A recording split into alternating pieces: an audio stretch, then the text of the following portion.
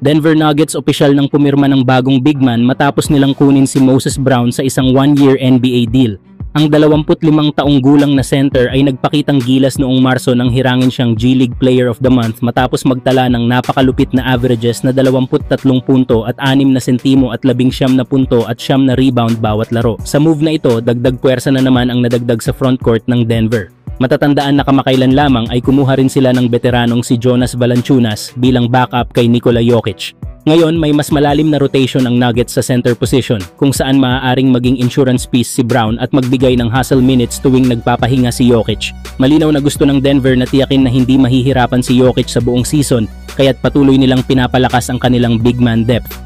Kayo mga idol, tingin nyo ba magiging solid contributor si Moses Brown sa rotation ng Nuggets? Samantala, Payton Pritchard ibinunyag na nagbabayad siya ng mga professional basketball players mula overseas para maging sparring partners niya sa kanyang summer workouts. Ginagawa niya ito para mas maging game-like ang kanyang ensayo at mas mahasa ang kanyang depensa at opensa laban sa totoong kompetisyon. Si Pritchard, na kinilala bilang 2025 Sixth Man of the Year, ay kilala sa kanyang tireless work ethic at patuloy na pagpapalawak ng kanyang skill set. Ang diskarte niyang ito ay patunay na hindi siya kontento sa nakamit na award at patuloy niyang pinapanday ang kanyang laro para makatulong palalo sa Boston Celtics. Kayo mga idol, tingin nyo ba mas mapapabilis pa nito ang pag-angat ng career ni Payton Pritchard? Samantala, may matinding pahayag si Paul George tungkol sa superstar na si Luka Doncic. Ayon kay PG, may pagkakataon si Luka na maging pinakamalaking international player sa NBA, posibleng malampasan pa si Giannis Antetokounmpo. Dagdag pa niya, may tsansa si Luka na mapasama sa listahan ng pinakamagagaling na manlalaro sa kasaysayan ng liga.